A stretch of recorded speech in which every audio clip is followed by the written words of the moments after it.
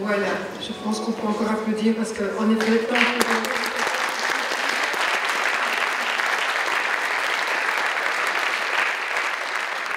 Bonjour à tous. Moi c'est Sai, j'ai 18 ans dans 5 jours et je fais partie des jeunes du film Tout va s'arranger. Grâce à ma participation dans ce film, j'ai l'opportunité de m'exprimer sur ce sujet qui me tient tant à cœur, la santé mentale des jeunes. J'ai remarqué que j'allais mal en janvier 2020. À ce moment-là, je faisais des crises d'angoisse en cours. Quand j'ai eu le courage d'en parler, personne ne m'a prise au sérieux. Ça n'a pas duré très longtemps parce qu'en mars, le confinement a débuté. Et on nous avait dit à la base que l'école serait fermée seulement pour 2 semaines et au final, on n'y est pas retourné avant le mois de septembre. Au début, je me réjouissais de ne plus devoir y aller. Ça m'arrangeait bien de rester chez moi puisque je me sentais mal là-bas. Après quelques passages aux urgences, la décision de me faire hospitaliser a été prise. J'ai donc été placée sur liste d'attente dans 5 hôpitaux différents. Ah, les listes d'attente. Un véritable supplice pour tous les jeunes qui, comme moi, n'en pouvaient plus et étaient prêts à mettre fin à leur vie à tout moment. Nous devons nous poser les bonnes questions. Il ne s'agit pas de savoir pourquoi les listes d'attente sont aussi longues, mais plutôt comment se fait-il qu'autant de jeunes en arrivent à avoir besoin d'une prise en charge psychiatrique ? Comment sommes-nous arrivés à une situation aussi catastrophique ? C'est donc le moment de se concerter. Comment aurait-on pu limiter l'impact de cette crise sur les jeunes ? Je suis convaincue qu'en nous unissant, nous sommes capables de répondre à ces interrogations. En effet, mon histoire vis-à-vis de la santé mentale commence en avril 2020, pendant le confinement. Je souffre d'anxiété, je me renferme beaucoup, j'ai énormément de troubles obsessionnels compulsifs. En septembre 2020, je m'ai rentrée en 3e secondaire, et là, rien ne va. On est enfermé, on doit suivre les cours sur un ordinateur, on a énormément de pression, on a 1 à 2 interros par jour, et ce, tout au long de l'année, dès le mois d'octobre. En juin, je sombre complètement, de par mes amis qui souffrent, et que je ne peux aider, et le fait que je n'arrivais pas à demander de l'aide. Ce que je voudrais qu'on retienne de mon histoire, c'est que la jeunesse est en détresse, que les services sont pleins, et qu'en pleine crise, on ne peut compter sur absolument rien. Pour ma part, j'ai eu de la chance, une famille soutenante, et j'ai trouvé un bon psychiatre.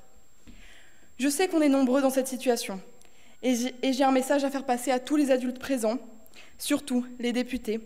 Vous avez en face de vous une jeunesse en détresse, qui ne sait où aller, qui a peur, qui se questionne, qui demande de l'aide et qui est en colère. Nous sommes pourtant les adultes de demain. Si nous voulons d'une meilleure société à l'avenir, c'est maintenant qu'il faut agir. Merci de m'avoir écouté.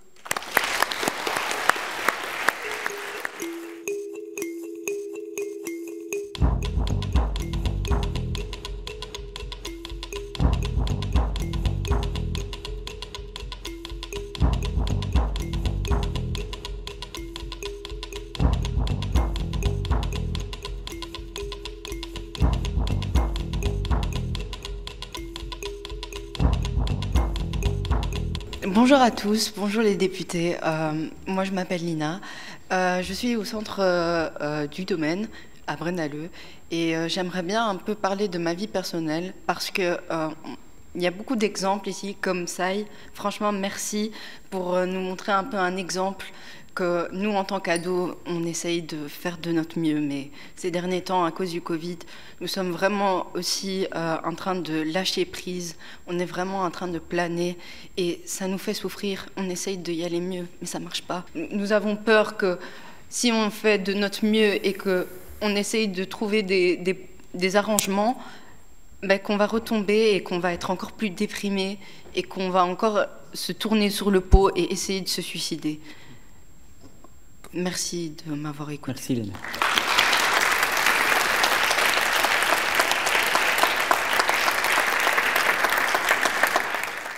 On sait très bien que ça reste un tabou de dire je vais voir un psychologue. Souvent, on entend des personnes dire je vais voir quelqu'un. On ne sait jamais c'est qui cette personne, mais on sait très bien au fond. Et je pense que mettre la lumière sur ce premier tabou qui est oui, la santé mentale, c'est aussi important.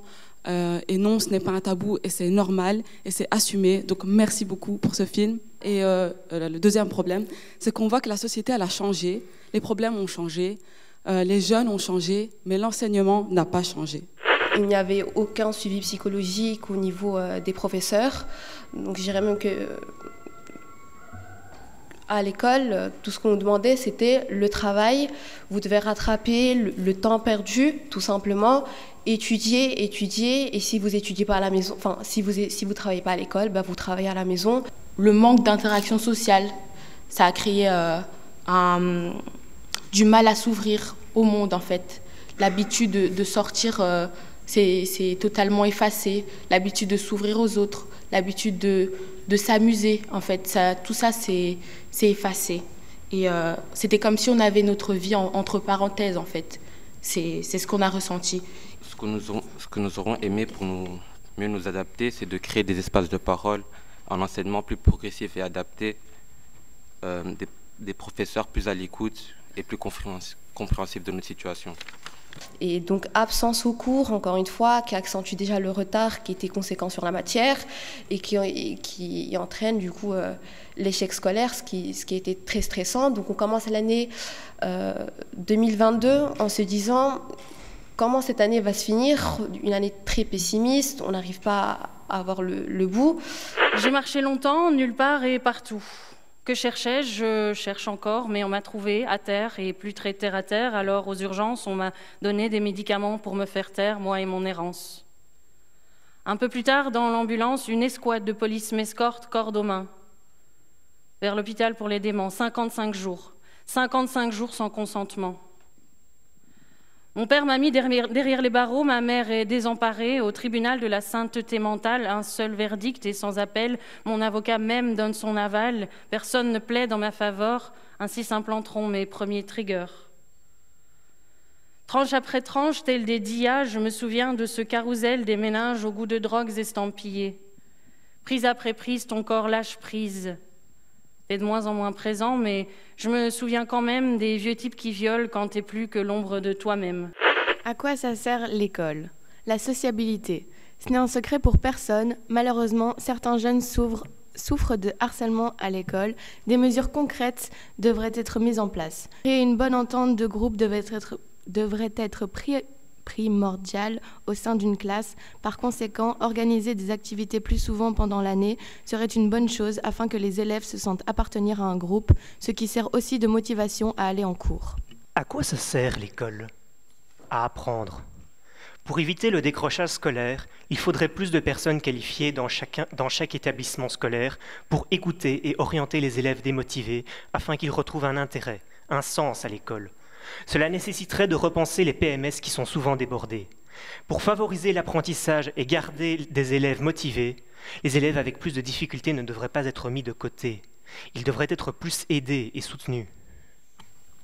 À quoi sert l'école ? Pourquoi ne nous apprend-on pas à trouver un métier que l'on aime ? Nous sommes lâchés sans connaissance du monde du travail, que l'on soit en général ou en technique. Il est demandé à des jeunes qui en sont encore à découvrir le monde de choisir ce qu'ils feront de leur vie. Un choix à faire si tôt, mais qui va changer tout leur futur, alors que certains se sentent complètement incapables d'affronter cette réalité. Nous souhaitons plus d'occasions pour les jeunes d'en apprendre plus sur les différentes portes qui s'ouvrent à eux, les différents métiers susceptibles de plaire aux jeunes, sans devoir passer par des institutions spécialisées. Merci. Merci.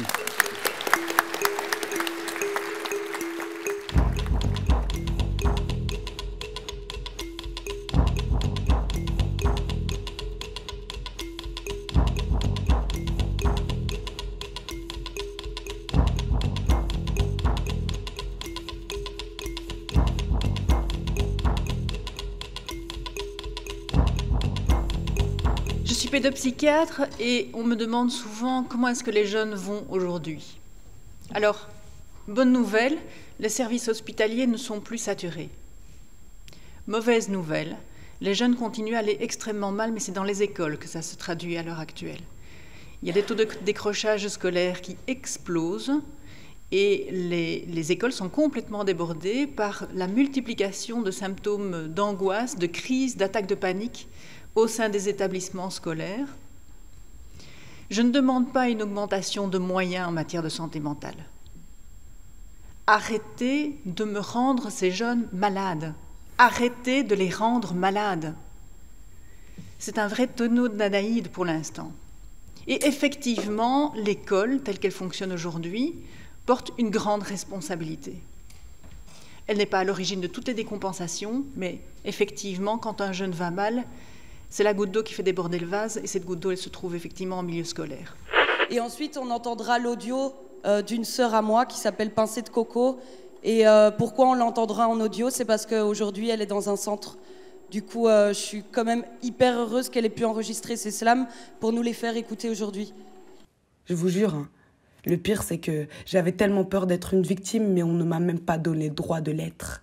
Car je ne suis pas la seule à aller mal, alors comme tout le monde, ma douleur est mise sur liste d'attente.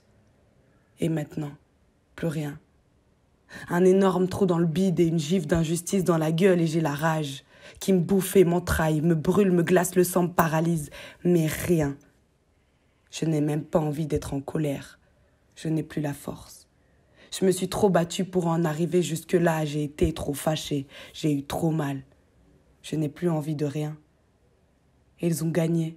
J'ai perdu. Je suis une victime à qui on n'a pas donné le droit d'avancer. Ils ont gagné, j'ai perdu. Je suis finalement quand même une victime. Mais à qui on a enlevé toute sa légitimité.